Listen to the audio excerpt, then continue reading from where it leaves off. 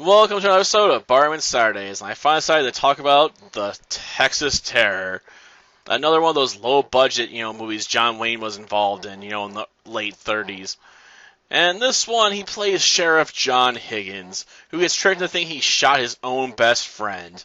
Shortly after he pulled out his life savings, because he was going to reestablish his ranch, the Lazy M, because his granddaughter was going to be moving out there. So he had to get things ready for her, because I guess he let things, kind of slide for a while. I guess if he's got the money to where he can afford to have, massive tracts of land, doesn't really have to work, I can't blame him. But he's like, I gotta get the Lazy M reestablished and get, myself a quality foreman who can do most of the work for my daughter, because, she'll be in charge of everyone technically. She may not know how to really run the ranching business, so gotta find someone qualified, to be a good manager for her. But unfortunately, he gets killed by being shot from behind.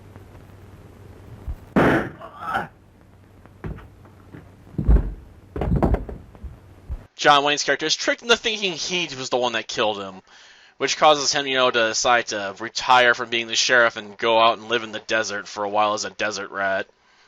But when, his best friend's granddaughter finally shows up and gets attacked by, the real thieves and murderers, he has to step in and save her, and decides, he's going to have to stop being a desert rat and protect her properly from all those criminals in the area that are going to want to steal her cattle.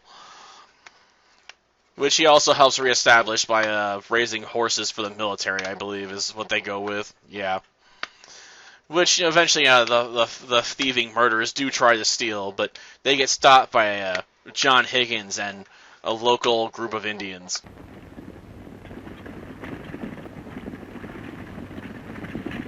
Because they're on his side because he's a good man. And helped bring back one of their members after he broke his leg while out hunting or something. I'm not exactly sure what he's doing when he broke his leg. He just comes across him with his leg broken, helps him back, and they're like, we owe you a great favor for bringing back our family member here.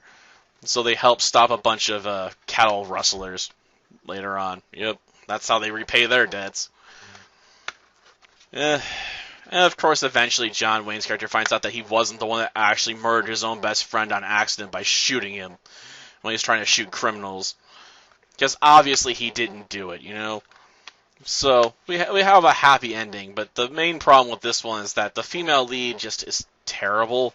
I think the big problem is her introduction, where she basically explains things we already know about her. I'll be awfully glad to get home. You see, I'm Beth Matthews, and I own the Lazy M Ranch. There must be thousands of cattle, and at least 100 cowboys. And just think, I'm going to be boss. Oh, look at those wildflowers. This intro is terrible. On a slightly more interesting note that I do like, they do some creative camera work by blurring the camera, making it look like it's from her perspective when she passes out after being rescued by John Higgins in the film. So, at least they did some creative camera work. Not a lot, but, I'll take what I can get, At least it was a noticeable choice in editing, Not necessarily a bad one either. That's the thing with editing. You really only notice it when it's really good or really damn bad.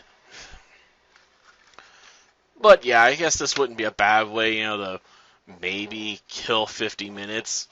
If you're looking for a really low-budget cowboy film, I guess, but there's definitely better stuff out there. She's been in there 2 hours already. Maybe she gonna live there. Yeah, women are sure queer critters. Me hungry. Me too. Say, what's the sense in a fella starving himself to death for some locoed female? Let's get the heck out of here.